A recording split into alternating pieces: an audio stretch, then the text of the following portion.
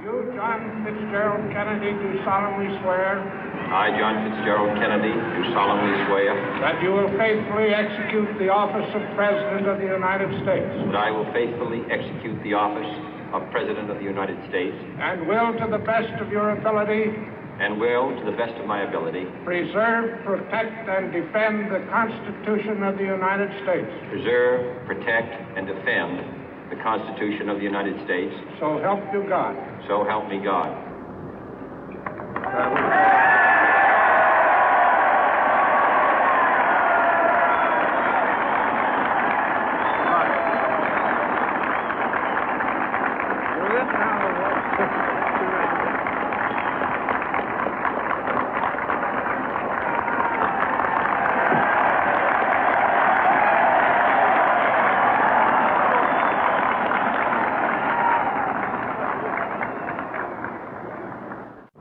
Vice President Johnson, Mr. Speaker, Mr. Chief Justice, President Eisenhower, Vice President Nixon, President Truman, Reverend clergy, fellow citizens.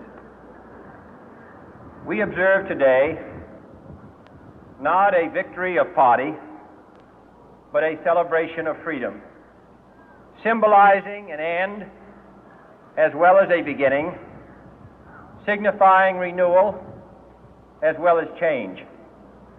For I have sworn before you and Almighty God the same solemn oath our forebears prescribed nearly a century and 3/4 ago. The world is very different now, for man holds in his mortal hands the power to abolish all forms of human poverty and all forms of human life. And yet the same revolutionary beliefs for which our forebears fought are still at issue around the globe. The belief that the rights of man come not from the generosity of the state, but from the hand of God. We dare not forget today that we are the heirs of that first revolution.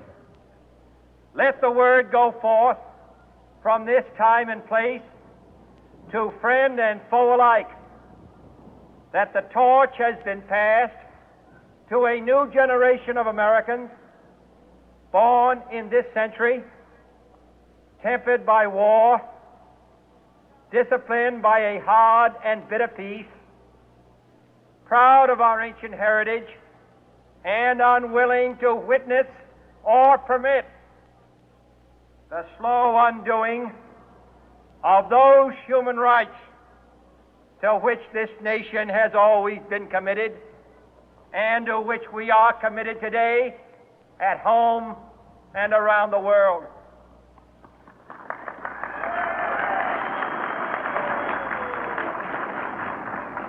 Let every nation know, whether it wishes us well or ill, that we shall pay any price, bear any burden, meet any hardship, support any friend, oppose any foe to assure the survival and the success of liberty.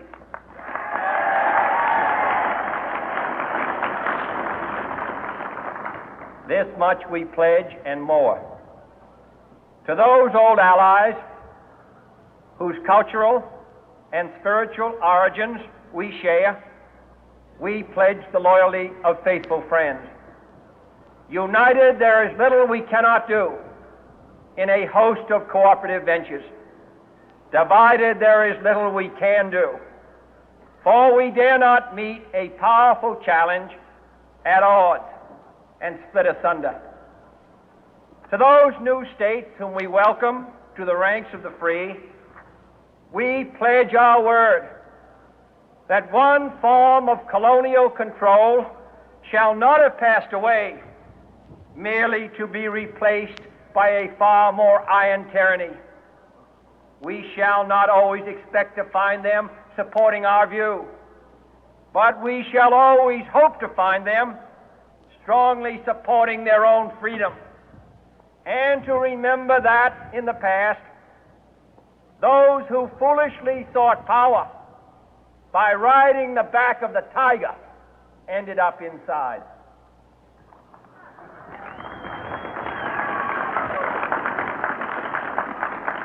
To those people in the huts and villages of half the globe struggling to break the bonds of mass misery, we pledge our best efforts to help them help themselves for whatever period is required, not because the communists may be doing it, not because we seek their votes, but because it is right.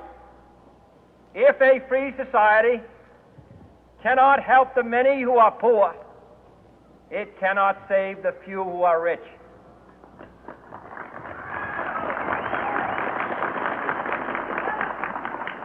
To our sister republics south of our border, we offer a special pledge to convert our good words into good deeds, in a new alliance for progress, to assist free men and free governments in casting off the chains of poverty. But this peaceful revolution of hope cannot become the prey of hostile powers. Let all our neighbors know that we shall join with them to oppose aggression or subversion anywhere in the Americas. And let every other power know that this hemisphere intends to remain the master of its own house.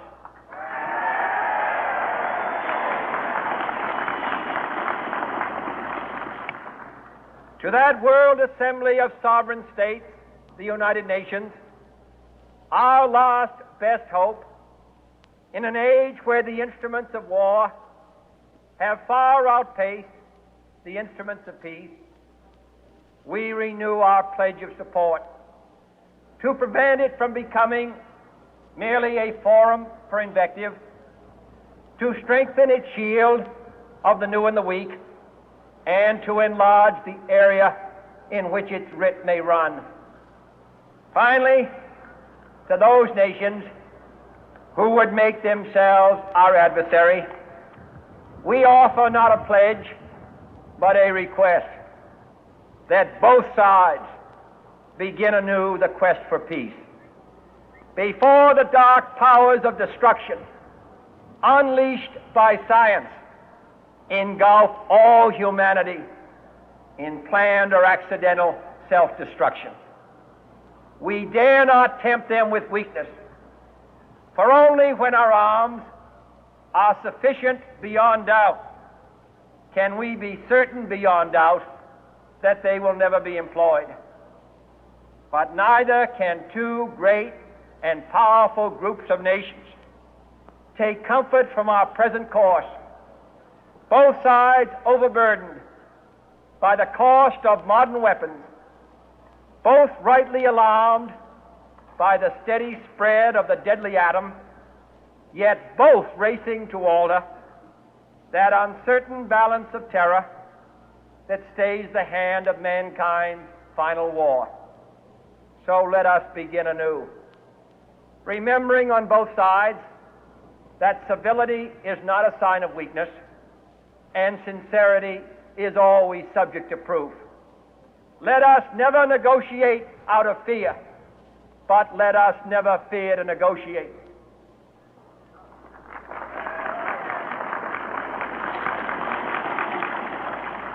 Let both sides explore what problems unite us, instead of belaboring those problems which divide us. Let both sides, for the first time, formulate serious and precise proposals for the inspection and control of arms, and bring the absolute power to destroy other nations under the absolute control of all nations.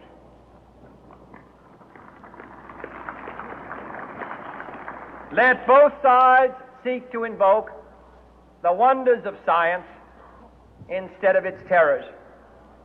Together, let us explore the stars, conquer the deserts, eradicate disease, tap the ocean depth, and encourage the arts and commerce.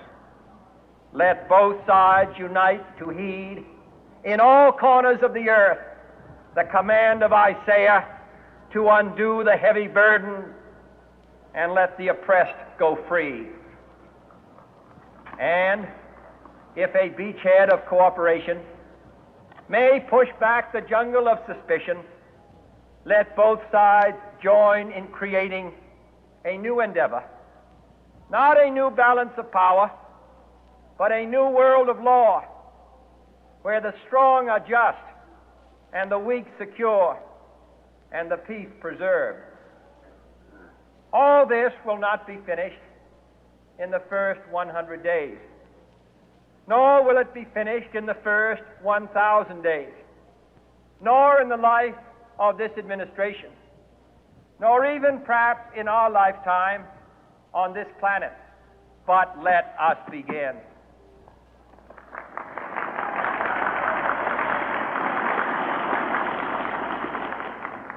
In your hands, my fellow citizens, more than mine, will rest the final success or failure of our course.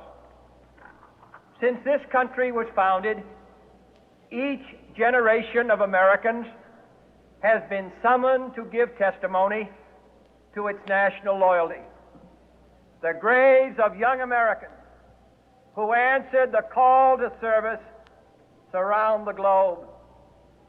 Now the trumpet summons us again, not as a call to bear arms, though arms we need, not as a call to battle, though in battle we are, but a call to bear the burden of a long twilight struggle, year in and year out, rejoicing in hope, patient in tribulation, a struggle against the common enemies of man, tyranny, poverty, disease, and war itself.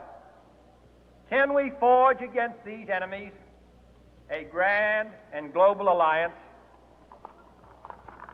north and south, east and west, that can assure a more fruitful life for all mankind?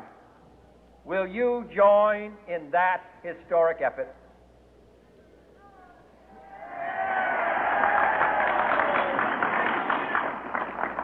In the long history of the world, only a few generations have been granted the role of defending freedom in its hour of maximum danger. I do not shrink from this responsibility. I welcome it.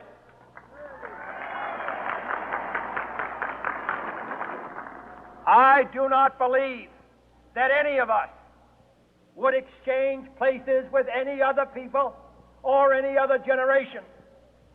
The energy, the faith, the devotion which we bring to this endeavor will light our country and all who serve it. And the glow from that fire can truly light the world.